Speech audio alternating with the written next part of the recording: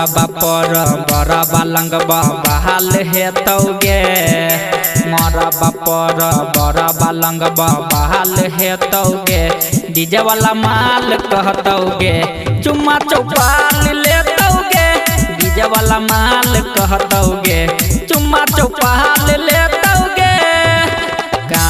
कान से अखिया दोनों लाल है तौगे कान से अखिया दोनों लाल है तौगे डीजे वाला माल कहतौगे चुम्मा चौपाल ले तौगे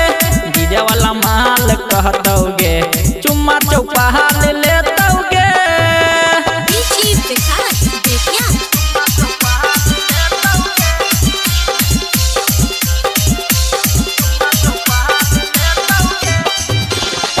झूठो काहे कह रही छोड़बौ नहीं हम साथ रे खाके क्रिया कलही हमारा माथा पर दखे हाथ गे झूठो काहे कह रही छोड़बौ नहीं हम साथ रे खाके क्रिया कलही हमारा माथा पर दखे हाथ गे बाप के पगड़ी गिरतौ जब धमाल है तौगे बाप के पगड़ी गिरतौ जब धमाल है तौगे डीजे वाला माल कहतौगे चुम्मा चौपाल ले तौगे डीजे वाला माल कहतौगे चुम्मा चौपाल ले तौगे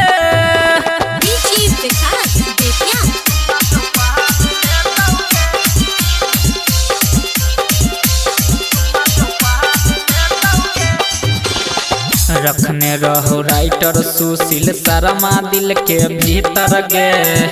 अह जय अकेला लंग तू बन गेलही चीटर गे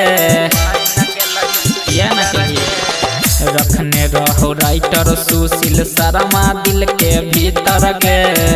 अह जय अकेला लंग तू बन गेलही चीटर गे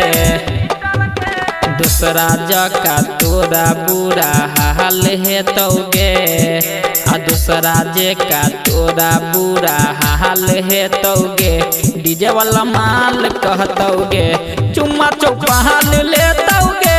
डीजे वाला माल कहतौगे चुम्मा चौपाल ले तौगे presented by Chopalji Music।